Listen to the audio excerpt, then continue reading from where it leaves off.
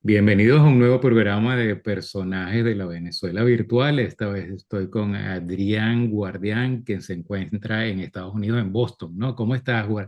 Adrián? Muy bien, muy bien. Gracias, Jorge, por el espacio y por la invitación.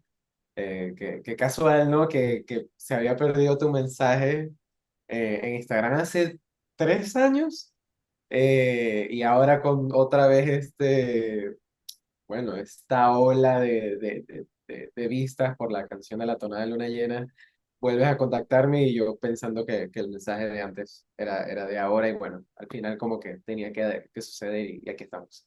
Muchas gracias. Bueno, a veces las cosas se quedan ahí engavetadas, ¿no? Sí, yo no sé por qué pasa eso, pero a veces, bueno, es lo que es. Mira, Adrián, entonces, ¿cuánto tiempo tienes que saliste de Venezuela? Pues 11 años, 11 años. Nosotros migramos de Venezuela en 2014, si no me equivoco, 19 de agosto de 2014. Yo soy muy, yo me acuerdo de los días, horas, fecha. Eh, y bueno, fue a Panamá.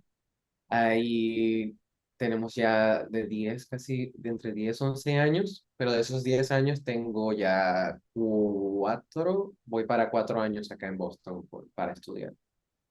O sea, la familia se quedó en Panamá. Sí, sí, sí, mi familia vive en Panamá, mis padres, mi hermana, su familia, mis primos, allá, gracias a Dios. Estamos Y casi bueno, y todos. te fuiste a Estados Unidos porque obtuviste esta beca en Berkeley. Correcto, sí. De hecho, desde antes, o sea, ya en Panamá, yo o sea, tenía el sueño de estudiar música, de ver que, bueno, desde muy pequeño, y de hecho fue mi hermano mayor quien plantó esa semilla a mis 7, 8 años. Él tiene mi edad, 25 años viviendo aquí en los Estados Unidos, y él había venido a Berkeley a uno de estos programas de verano. Y él de chiquito me dio esa idea, ¿no? De, oye, existe esta universidad, existe Berkeley. Y yo me lo quedé allí. Cuando llegamos a Panamá, pues cosas de la vida, que, que me encuentro con esta fundación de quien actualmente es mi mentor, Danilo Pérez, un pianista panameño, bueno, una eminencia en el jazz del mundo. Y entonces, llegar a esa academia, esa fundación me preparó a poder audicionar a Berkeley. Por 6, 7 años me preparé para entonces aplicar y poder estar acá. Eh, y bueno, hacer todo lo que se ha hecho acá. Sea, las audiciones las publican y las personas se presentan entonces en Boston o cómo son las audiciones. Bueno, varía mucho.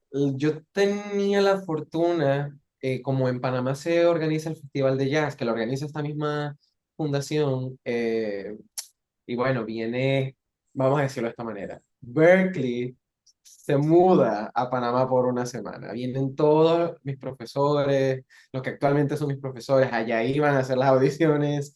Vienen muchos estudiantes, muchos proyectos relacionados con estas universidades. Y no solo Berkeley, vienen varias universidades a hacer las audiciones en Panamá para que las personas en Latinoamérica, es más económico viajar a Panamá que ir a los Estados Unidos y audicionar en persona. Y en aquel entonces todavía este tema de las audiciones virtuales como que no estaba tan fuerte. Entonces era una gran ventaja de que tener a los profesores ahí te vieran y te audicionaran en persona. Y tengo una historia bien, bien cómica que mi primera audición, tenía 16 años, no sabía nada de ellas, pero igual audicioné como para tener la experiencia, ¿no? Y quien me hizo la audición, él se llama Kevin Harris. Y yo estaba chiquitito, chiquitito. Y él, como no me fue tan bien la audición, me la acercó después, ¿no? Como que, oye, yo de verdad quiero entrar a esta universidad, qué me recomiendas? Y él me dice, bueno, escúchate a tal pianista, escúchate a Thelonious Monk, a Chick Corea, y tal, tal, tal, tal. Así se fue uno por uno, ¿no? Y yo le hice caso y bueno, ¿qué? 7 años después, 6 años después, yo me le aparezco con mascarilla en su salón de clases aquí en Boston y le digo, ¿te acuerdas que tú me mencionaste? Ahora yo soy tu estudiante. Y hoy en día, bueno, somos súper amigos y es también otro de mis mentores. Pero sí, esa ventaja de ellos ir allá creaba una conexión bien especial, bien interesante.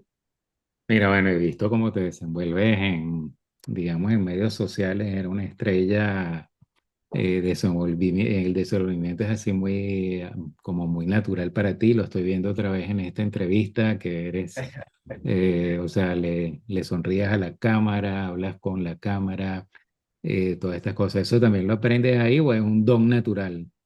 La verdad, no sé, no sé, no hay una clase en Berkeley de eso. Yo creo que es de mi familia más que todo, de mis padres, de mi hermana.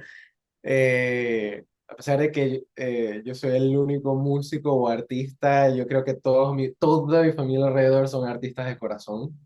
Ajá. Entonces, sí, les encanta también una cámara, les encanta también todo lo que tenga que ver con los medios sociales. Entonces, yo a lo mejor se me pegó de allí, pero sí, creo que Un poquito lo maracucho también a lo mejor, ¿no? puede ser, puede ser. Aunque el acento no tiene nada que ver con, con Maracaibo, ¿no? Tu acento actual. Es una gran, bueno, es una gran, vamos a decir, determinante, ¿no? Lo del acento, como que tú lo escuchas, pero yo creo que al final también tiene mucho que ver con el sentir. Y yo a veces no hablo mucho sobre esto, pero yo lo siento, como que, bueno, yo nací allá, a pesar de que no viví mucho tiempo allá, lo que son mis hermanos y mis padres vivieron 20 años allá. Y también era entre Maracaibo y Altagracia y Orituco, y al final hay una cultura que yo digo, sí, sí, sí lo siento distinto, característico y es muy, muy enérgico también. Entonces, algo se les pegó a ellos que después a mí se me pegó y ahí aquí está. Sí, mira, bueno, y claro, o sea, dijiste a qué hora, a qué etapa, qué edad tienes ahorita, Yo tengo 26 años, recién cumplido. 26 años, y te fuiste de Venezuela un niño y tal, y entonces ahora resulta que estás haciendo en cierta forma fusión de lo que es la música, digamos, más auténtica venezolana con música súper, en el caso este de Beethoven, imagínate que el clásico, eso, ¿de dónde, por qué esa conexión? ¿Cómo te sale esa? ¿Tú ya habías escuchado estas tonadas antes?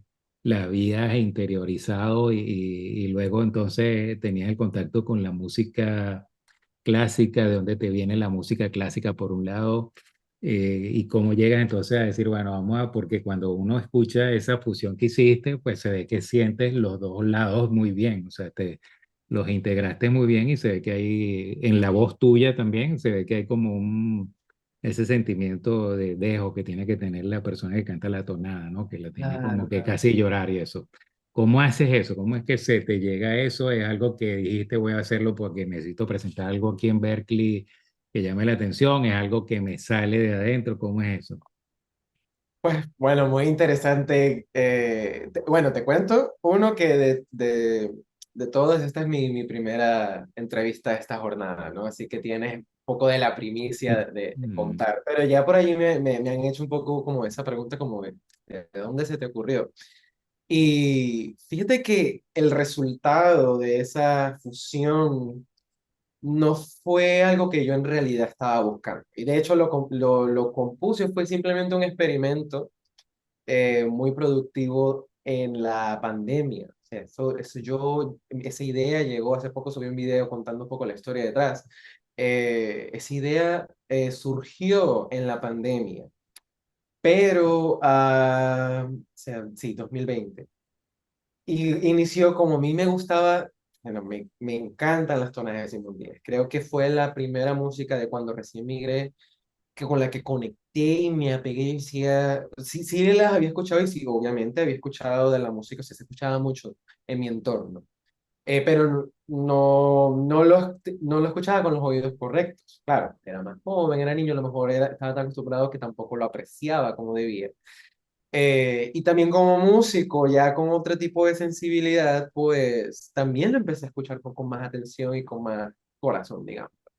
Entonces, desde 2014 vengo escuchando y así una por otra y haciendo eh, mi investigación y como que eso se quedó allí, ¿no? Después, lo de la muela y sonata, obviamente yo, como estoy desde los 4 años sentado en un piano, que también por mera casualidad era porque la academia quedaba en el piso uno, la academia de música quedaba en el piso uno y la oficina de mis padres quedaba en el piso 2. Entonces, para yo no pasar todo el día en la oficina, me bajaba hasta la academia y ahí pasaba, veía mis clases y pasaba un rato, ¿no? Y yo me acuerdo, no, eso sí no sé qué edad yo tenía, pero mi hermano, yo sé que tenía como 7 años, mi hermano me regaló un libro de Beethoven, y era de Beethoven y Mozart. Y yo se lo llevo a mi profe Lorena. Y entonces yo le digo, estos nombres se ven muy difíciles, le digo, ¿qué me puedes enseñar tú de acá? Y ella me empieza a mostrar pieza por pieza y a leer. Y eso sí, me acuerdo clarito cuando tocó la Moonlight Sonata, que en realidad se llama Sonata Cuasi una Fantasía, es el nombre original, ¿no? Y desde el título, a mí los títulos me llaman mucho la atención y yo, wow, qué buen nombre, dije a mis 8 años. Y lo empieza a tocar y yo no sé qué sentí, conecté desde tan chiquito con esa pieza que yo dije, "Ah, yo quiero tocar esa pieza". Pero se me hacía algo como un poco inalcanzable, a pesar de que es lenta y es muy repetitiva. Pero aparte de que yo no tenía teclado en casa, yo no tenía dónde practicar en casa, esa es parte de mi historia. eh, Cuando tuve finalmente un teclado, no me alcanzaba las octavas ni de arriba ni de abajo. Entonces, para mí yo dije, ¿sabes qué? En otro momento yo podré tocar esa pieza. Y fue en el 2020 cuando yo pude volver, que ya tenía un teclado y claro, estábamos encerrados y todo, me puse a estudiar esa pieza porque era un deseo que tenía desde muy pequeño. Entonces, resulta que este experimento, lo que escuchas, inició como que, bueno, porque a todas estas también yo soy jazzista, o sea, creo que soy más de jazz que de clásico. Entonces yo dije, bueno, voy a ponerme a hacer lo que llaman rearmonización, voy a agarrar esta melodía. Yo vi de una garza mora, como es tan, o sea, es la misma nota, es repetitiva y de hecho en el arreglo tú lo escuchas, yo empiezo con unos voicings, con unos acordes jazz, porque esa era mi idea intencional, ¿no? Esa sí era mi intención. Y empecé, oh, suena jazz, suena como, imagínate a Chick Corea tocando esto alrededor. También tenía sonidos de Stevie Wonder, como buscando un balance. Y eso yo voy buscando y yo, suena bien, me gusta, me gusta. Y de la nada, fue como que llegó, como que aguanta. Yo también estoy escuchando otra cosa por acá y empiezo y fue, bueno, hay muy pocas veces, y esta es una de ellas en la que yo siento como que a veces te empiezan a dictar algo, como hacia dónde tienes que ir. Yo soy muy sensible a la música, a las melodías, a la letra y a lo que me transmite, entonces, y soy muy visual. Entonces, entre sonido y visual, yo me hice mi propio paisaje mental, hay una imaginación y bueno, ya no sé ni qué hora era, no sé cuántas tazas de café tenía también, pero era una madrugada y yo ahí me fui cuando termino, yo dije, aguanta, esto no era lo que yo en realidad quería hacer, pero está buenísimo. Y ahí eh, eh, como que lo seguí puliendo en los días siguientes y terminé con esa creación. Y yo creo que al final es resultado de estar tan empapado de estas dos piezas o de estas dos tradiciones, pero también abrir mi mente, mis oídos, mi corazón a explorar. Fue casi como un juego para mí, bastante profundo. Fue una aventura. O sea, yo me acuerdo, para mí fue un viaje medio trascendental mientras componía eso, pero muy... no quiero que la gente crea o piense como que, oh, mira, esto que tendrá en la cabeza, pero sí, cierto es de que yo soy muy emocional y siento mucho las cosas muy apasionadamente, muy, muy profundamente. Mira, Entonces, a y mí me abrió Canadá. a la hora, pues estaba diciendo bueno, que hiciste esto, que hiciste lo otro, y mientras habla, bueno, yo me imagino a una persona de tu edad que a lo mejor está usando una aplicación de estas también para componer, y y luego entonces cómo eso lo dejas, lo guardas y lo vuelves a escuchar y después salen las partituras, los scores de eso, o cómo es tu proceso, o sea, no es como Beethoven que escribía toda broma y era hasta sordo y esas cosas. O sea, Correcto. tú esta estamos hablando de una persona súper joven que se sienta en un equipo tipo computador, me imagino. Ya a estas alturas que estás componiendo, tienes un keyboard, tienes algo que conectas al computador, me imagino. Correcto, correcto, ¿qué tal? Ok, y entonces, bueno, eso va más o menos, tú lo vas empaquetando, esto sirve, esto no sirve. Así es el proceso. Pues un poco por allí. Supieras Mm, que a pesar de toda la tecnología y todos los conocimientos técnicos, musicales, armónicos, a mí me gusta empezar simple. Y también me pregunto lo mismo como que, ¿qué quiero yo decir? ¿Qué quiero yo comunicar? Y a pesar de que, fíjate, yo soy más que todo, o toda mi vida me he dedicado más al piano y muchos asumirán como que, bueno, debe ser muy bueno componiendo melodías y todo eso, ¿no? Pero a mí lo primero que me nace para cualquier composición, ya tenga letra o no, es el texto. O sea, ese es mi punto de partida. Como te digo, yo soy muy visual. Entonces, yo necesito algo, una referencia para yo poderme inspirar. Entonces yo escribo mis poemas, escribo mis letras, escribo palabras sueltas, empiezo a escribir y de ahí como que sale una obra, un texto en lo cual yo me puedo inspirar para crear los sonidos, como crearle, vamos a decir, la banda sonora alrededor de ese texto, de ese guión, ¿no? mm, Que me he creado.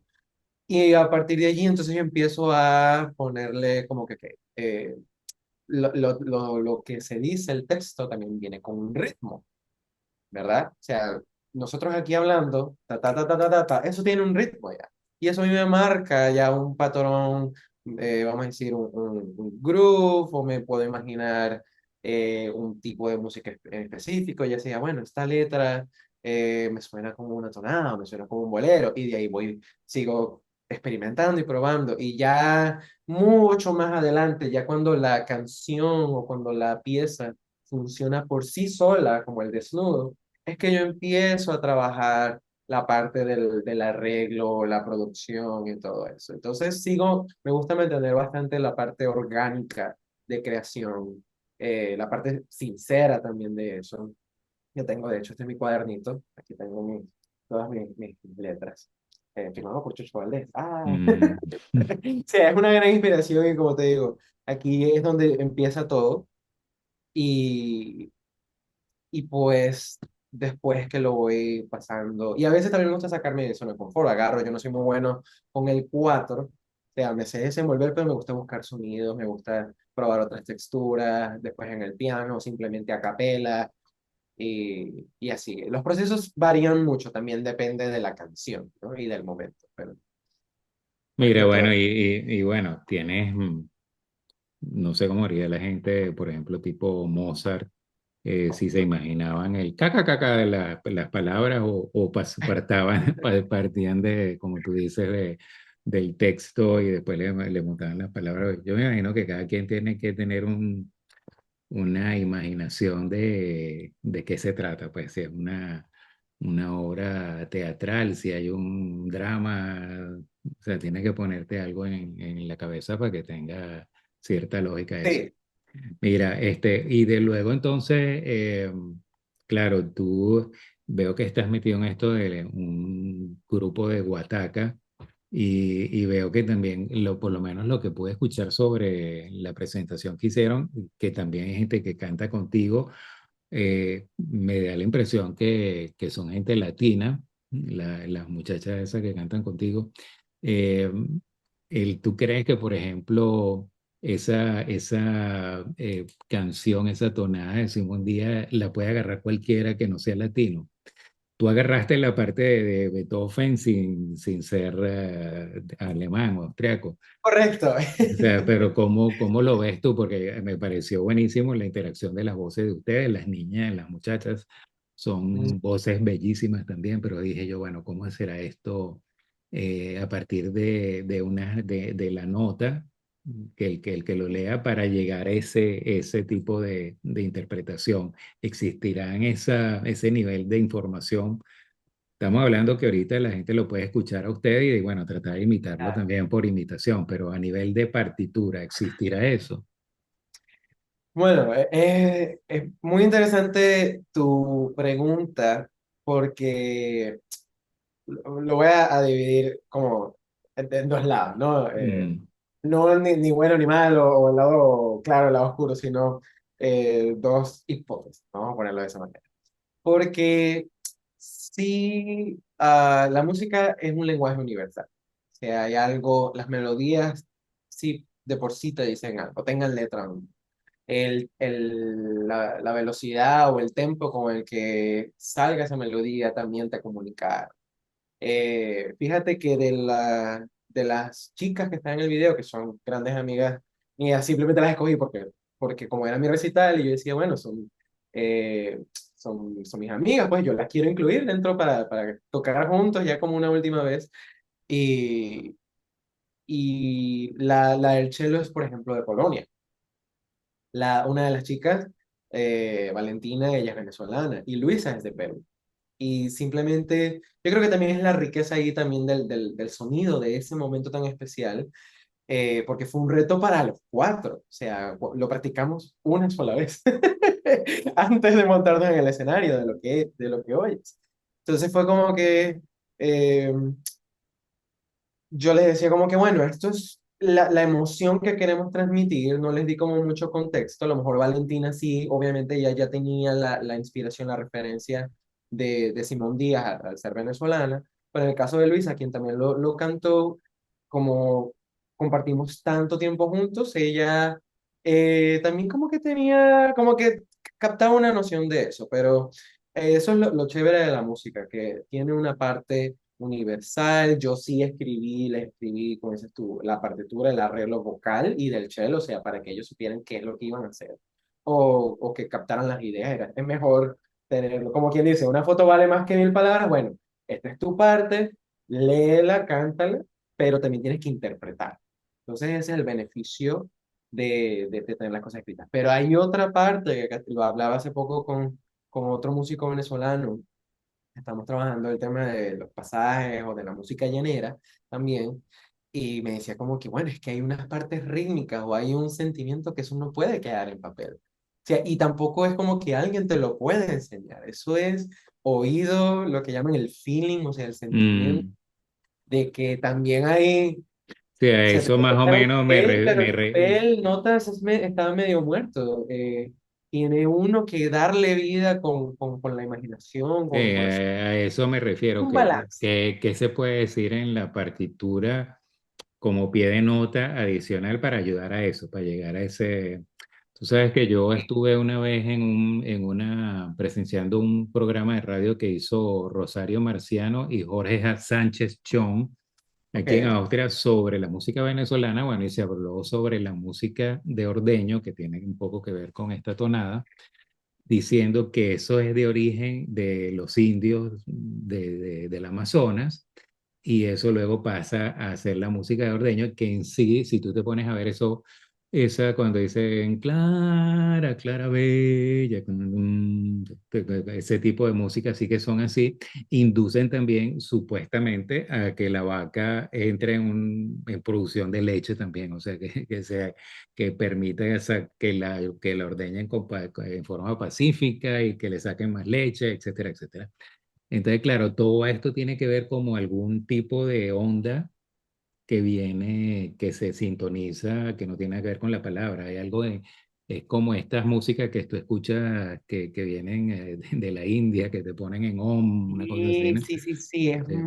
sí, sí, sí, es muy interesante. Y de hecho me hiciste acordar de que en esa misma línea que venimos hablando de que la música es un lenguaje universal, también como ampliando un poco el lente a toda Latinoamérica, de que al final, te lo pongo de esta manera, ¿no? La tonada tiene este ritmo que es tacan, tacan, que es como Es en tres cuartos, pero arriba tiene como un dos, o sea, es esto de compás ternario, compás binario, que está en Mm. toda Latinoamérica. La tonada es lento, tacun, catun, tacun, catun, que si lo tocas más rápido es un pasaje, si lo tocas más rápido es un joropo, y si lo pones en contexto, o sea, puede ser un son jarocho en México, y más, si lo pones de otra variación, puede ser una chacarera o una cueca en Chile, una chacarera en Argentina, y si lo le pones una parte más africana, si lo sientes un poco más africano, te suena a festejo holando peruano. O sea, que ya llega un punto en el que la base rítmica ya de por sí se conecta en toda Latinoamérica. Ahora, la parte del canto, como yo viví en Panamá, hay una música allá que se llama La Mejorana y tiene muchos de, yeah. Tiene también, que yo lo escuché y dije, Mm. eso me suena un poco familiar. No es lo mismo, pero también es música de campo. Entonces, hay de por sí no sé, en el alma latinoamericana que trae este sentimiento o a esta expresión a través del canto, de los sonidos de la voz, eh, y que terminaron siendo esta expresión musical, pero al final era algo día a día, pues. Entonces, eso a mí me parece también muy interesante de Sí, ampliar un allá hay poco. algo, no sé cómo explicarlo, pero que no es algo que es como un nivel de vibración que te Sí, pone en tono, pues en tono de escucha, de pacificar, de calma, sí, te puede servir para meditar, para cantidad de cosas, ¿no? Ahí hay algo, o sea que yo siempre a veces me pregunto si antes de descubrir el lenguaje como tal, tanto hablado como el lenguaje musical, si ya había un lenguaje intrínseco en el ser humano en cuanto a, por ejemplo, a expresar alegría, tristeza, pues, haciendo lamento, cosas así.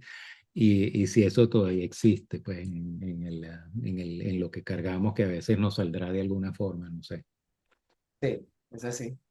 Hay como muchas coincidencias en muchos sitios que se parecen, entonces uno dice, pues puede ser que exista eso, ¿no? Una matriz ya básica Correcto. y de ahí partimos todos, ¿no?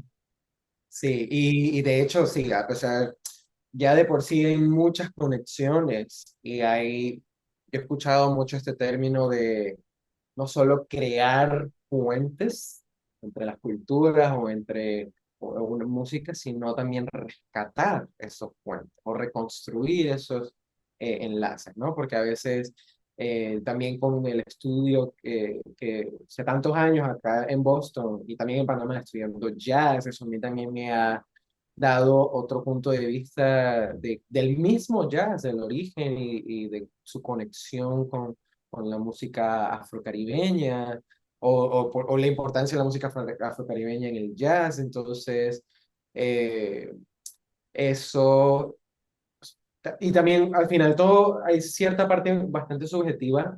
Y por ejemplo, esto que voy a decir para mí un poco la tonada o esa expresión me suena un poco al blues, pero de los años 1600, del 1800, acá en los Estados Unidos, Mm. que tienen hasta el mismo intervalo, una tercera menor. O sea, cosas tan pequeñas que yo digo, hay un feeling ahí que se conectan, no es lo mismo, a lo mejor no se conectan, pero creo que ya como te digo, abriendo los oídos y el corazón, yo digo, o llego a veces a la conclusión que yo digo, esto es simplemente la esencia humana, que a lo mejor esa tercera menor es ¿sabes? La forma en que los humanos encontramos para expresar ese sentimiento, ¿no? Ah, todavía me queda mucho por seguir descubriendo, pero sí, me parece muy interesante crear esos puentes, esa conexión, porque le da más es lo que permite a que esa música o nuestra música pueda llegar a otras culturas y otras culturas la puedan interpretar como si fuera de ellos, como lo que Sí, pasó con el bueno, tú, el jazz, ya que nombras el jazz, tú te pones a ver que el jazz en sí es una expresión que tiene orígenes en parte africanos, luego hay las interacciones que han habido con la misma América, que es lo que se puede ya que te fuiste para que estás en América, ¿qué es lo que puedes hacer en América con lo que trajiste de África? Luego van a los festivales, de los festivales recogen algunos sonidos que vienen, algunos tambores, algunas cosas, y se va cocinando y cocinando y cocinando. Hoy en día el jazz es una mezcla de muchas, muchas formas musicales, pero todavía tienes algo que dices el jazz, ¿no? O sea, es como que todo el mundo Sí, se monta en lo mismo, ¿no? Cabalga en lo mismo, en la misma ola, en la misma cosa. Mira, es ¿cómo es para un latino, para un venezolano, entrar ahí en Berkeley? Eh, por ejemplo, estaba viendo que, por ejemplo, la cuota de aceptación, por ejemplo, de Harvard es del 4%, algo así, ¿no? De las personas que aplican. Y luego entonces que mismo en Berkeley son como el 50 y pico por ciento y eso. Pero ¿cómo Ujú. es de ese 50 y pico por ciento? ¿Cuántos vendrán realmente de Latinoamérica, de Venezuela? ¿Cómo será la forma de entrar para una persona como tú? Claro, el número exacto te lo debo, no, porque eso cada año ha cambiado y ha Ujú, cambiado, cambió después de la pandemia, el último año cambió, y diría que incluso ahora hay más oportunidades para ujú, personas, los latinos, los latinoamericanos, eh, para entrar a Berkeley por el acceso a becas. Creo que ahora está un poco más accesible que antes, lo cual me alegra un montón. Y porque también hay esta idea de los latinos que estamos acá pues de ayudar de alguna u otra forma o de abrirle camino, como estamos acá hablando con la institución y todo, para que haya más oportunidades para los latinos acá. Entonces, bueno, cada estudiante o cada persona que aplica a Berkeley o que audiciona ya de por sí está optando a una beca, ¿ok? Como para, ya hablando en temas más técnicos. Una vez acá, algo muy bonito es el tema de la comunidad, de que la comunidad de latinos en general. ah, Fíjate que cuando yo llegué, nada más habíamos 4 venezolanos, creo. Yo era el cuarto, bueno, que fue el grupo Dada, casualmente, no sé si lo llegaste a escuchar de la canción de Mis cuatro valientes, bueno, mis cuatro buenos valientes. Entonces, como que de todos los latinos, que hay muchos puertorriqueños, muchos cubanos, muchos colombianos, muchos argentinos, como que son la mayoría, ¿no? Y en aquel entonces, 2022, habíamos solo estos cuatro venezolanos y armamos nuestro grupo, lo cual fue muy significativo. Ya con los años, ya en 3 años, ha sido muy grato ver que han llegado más venezolanos, más paisanos, más colegas, se han ido sumando uno a uno, ya creo que en total han sido como creo que ahorita estamos como 10, 15, eh, o sea, hay bastantes, hay más que antes. Y claro, y antes de yo llegar, también llegaban uno que otro, bueno, Nela pasó por acá, está este cuatrista Mauricio Fiore, o sea, sí ha habido muy puntuales que se reúnen, pero ahorita hay muchísimos más, eh, como que coincidimos en la misma época y que vienen directamente desde Venezuela también. Entonces eso a mí me agradó muchísimo y también, como te decía, el tener esta comunidad y hacerse amigo de esta comunidad te hace sentir en casa, lo cual hace vivir acá o pasar todos estos años estudiando lejos de la familia y con, bueno, un mundo nuevo, experiencias nuevas, uno está creciendo, pues lo hace un poco más digerible, digamos, y obviamente te nutres más. Que creo que fue aquí, a pesar de que yo venía de Panamá, en Panamá yo estaba más que todo rodeado por la parte de música panameña y del jazz, pues no tenía mucho contacto con músicos venezolanos. Acá fue a través de Dada que tuve mi primer contacto con venezolanos, músicos venezolanos y cantantes venezolanos, y cantar y tocar con ellos.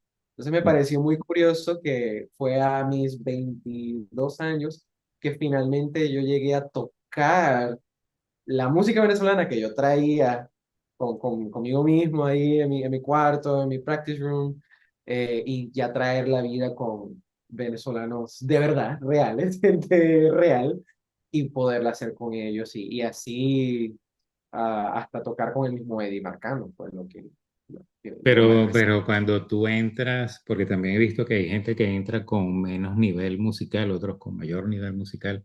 Cuando tú entras, hay una forma de equipararse, hay una forma de, o sea, te evalúan de tal forma que entras, digamos, digamos, nivel cero con músico y luego para llegar a alcanzar lo otro, o llegas ya a nivel, digamos, mitad músico o full músico o cosas así. O sea, tú como persona que venías, por ejemplo, en tu caso, pues tenías que llegaste a un ambiente que te ayudó a homogenizarte con el resto.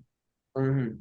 Sí, eso es lo bueno de Berkeley, tú puedes trazar tu propio camino. Y creo que es la única, bueno, no sé si la única, pero una de las más fuertes en esto de, de abrir paso a todas las ramas de la música, porque la música no es solo tocar, no es solo cantar, no es solo componer, también hay la parte, qué sé yo, del music business, hay la parte de música de películas, hay la parte de música de videojuegos, hay la parte ya de dirección de orquestas, que no tienes que tocar o simplemente escritura, en todos los contextos. Entonces aquí hay carrera para eso y que cada quien, está la parte de producción también, y hay las personas, hay músicos como yo que queremos un poquito de todo, porque somos muy curiosos.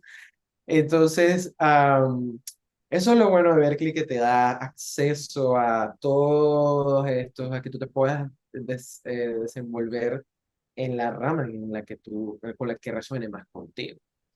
Eh, sí, y como hay músicos de tantas partes del mundo, eh, yo diría como que yo fui tutor acá en Berkeley y yo me daba cuenta de como que cada músico viene con un background distinto, ¿no? Viene con una experiencia distinta, pero eso no le quita, que no sepas leer a primera vista, por ejemplo, no te quita valor o el potencial que tienes para tú desarrollar lo que quieres hacer. Entonces, con esa misma mentalidad o con ese mismo principio es que Berkeley, sí, te hace un examen antes y te pone en ciertos niveles lo que se llaman las clases básicas, que esas son las que yo era, las que hacía las tutorías a los estudiantes, en la que, bueno, unos entramos ya, o nos pasamos esas clases, que fue en mi caso, o entramos en una clase más avanzada, o otros, bueno, se le ayuda a que haga sus fundamentos ahí, pues, porque tienen todo este sistema para nivelarlo. Pero al final también, como todo en la vida, el nivel en el que tú llegues o cómo le sacas el provecho depende de cada músico, de cada estudiante. Y también depende de la carrera que escojas, qué es lo que te quieres enfocar y eh, cómo nivelas uno con el otro. Pero eso es lo más beneficioso de Berkeley, diría, en comparación con otras universidades. Bueno, yo he trabajado con músicos en distintos proyectos y eso, claro, en algunos músicos uno ve el músico nada más y en otros ves el director, el organizador, el Sí, emprendedor, el que hay de puede, todo.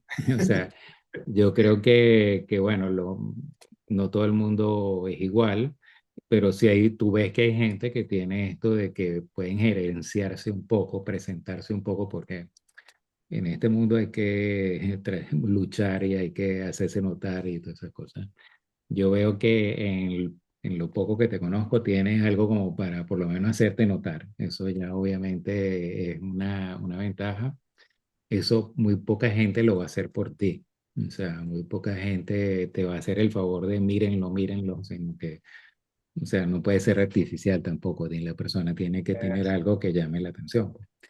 Tienes buena voz Gracias. o una voz que la puedes integrar y bueno, obviamente puedes hacer los arreglos y todas estas cosas, o sea que tienes una mezcla bastante buena.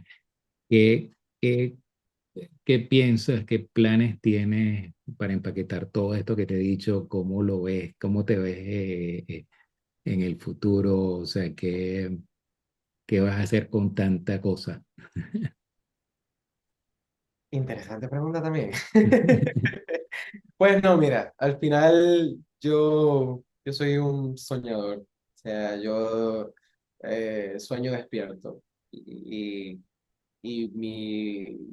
creo que siempre ha sido el mismo sueño desde niño hasta hoy, día a día, es uno ser yo feliz con la música y que otros sean felices conmigo, disfrutármelo y que sea algo que a donde sea que llegue a los oídos apropiados, a los oídos que necesiten la música que creo, ¿no?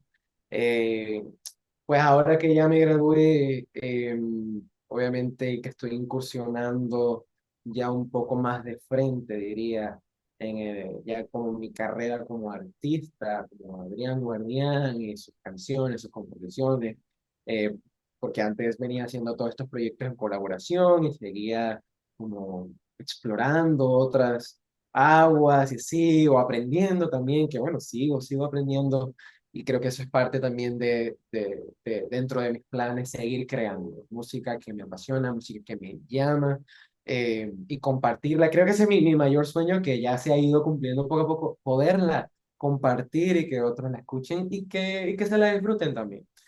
Y lo más cercano que de hecho hoy voy a hacer un anuncio por mis redes, ya anunciando, también te doy la primicia, de que va a salir mi primer sencillo, mi sencillo debut, que ya lo he venido trabajando, y esto es canción de mi autoría. Es una tonada de mi autoría, que, que pues la hemos venido trabajando con mucho corazón y con mucha ilusión y mucho disfrute de poderla compartir este universo que hemos creado alrededor de esta canción, de esta tonada eh, pero que nos lleva mucho a la raíz, ¿no? Eso de, para mí yo siento que es como un poco de un llamado que siempre, vamos a decir, me rodea, me persigue, no es algo que yo como que, bueno, ahora me voy a dedicar a esto, no, fue como que, te decía hace rato, yo vine a Berkeley con la idea de que iba a ser pianista de jazz. Lo menos que imaginé que el mismo año que llegara, lo primero que iba a cantar iba a ser la canción 4 cantándole a Venezuela. Y ya ese mensaje por sí, mi voz suena diferente si le canto a Venezuela. Resonó mucho conmigo y eso empezó, despertó una inquietud en mí y empezó toda una búsqueda.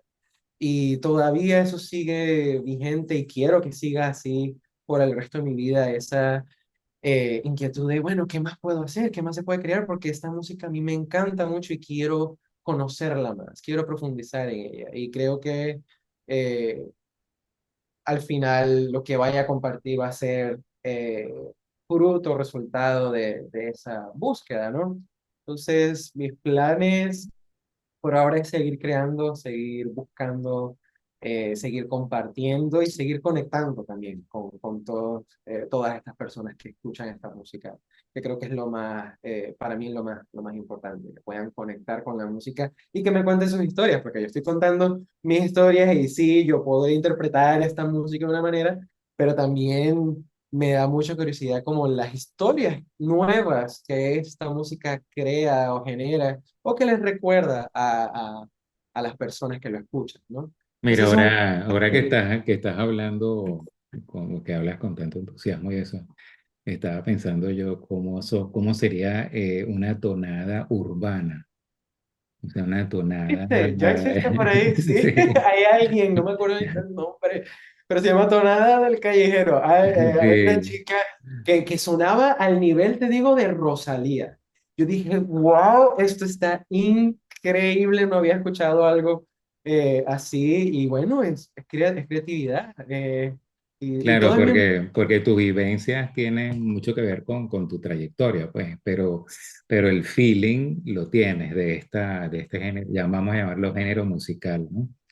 Entonces, como, eso sería como el nuevo nivel a que han llegado la nueva generación, ha llevado esto también a un lugar de vida, que no Sí, necesariamente estás en el campo o estás en un llano, sino llevaste tu cartera musical, correcto.